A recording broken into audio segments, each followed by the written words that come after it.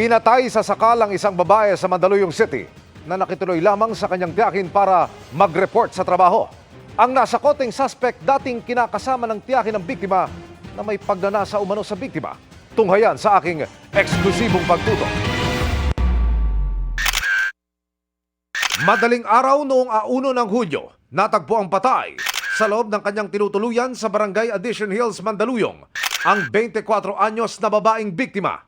Sa investigasyon ng pulisya, pinatay sa sakalang biktima gamit ang kumot na iniwang pang nakapalupot sa ulo at mukha nito.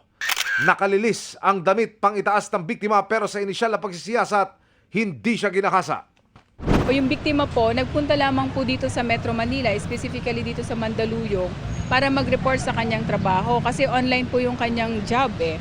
So, kailangan niya lang mag-report ng once a month. So, nakitira siya sa kanyang tiyahin na ang tiyahin niya is may live-in partner na tricycle driver. Suspect sa pagpatay ang isang alias Makmak. Siya ang tricycle driver na binabanggit ng pulisya na kinakasama ng tiyakin ng biktima.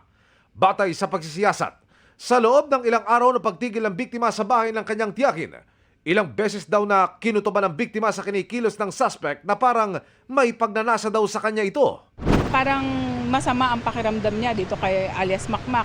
So nagsumbong siya sa kanyang tiyahin. So doon nagdesisyon ang tiyahin na maghiwalay sana sila. Kaya nung gabing yan, galit na galit si Makmak, lasing, na bumalik sa kanilang tinitirahan. Dito na raw isinagawa ang krimen. Wala raw kasama noon ang biktima. Matapos ang krimen, nagtago na raw sa Maynila ang suspect na kalaunay natiklo ng mga pulis. Ikaw hindi karapatan manahimik.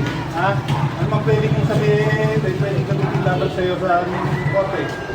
With the help ng witness, we were able to locate the suspect.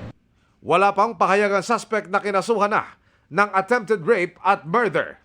Para sa GMA Integrated News, Emil Sumangil, Nakatutok, 24 Oras.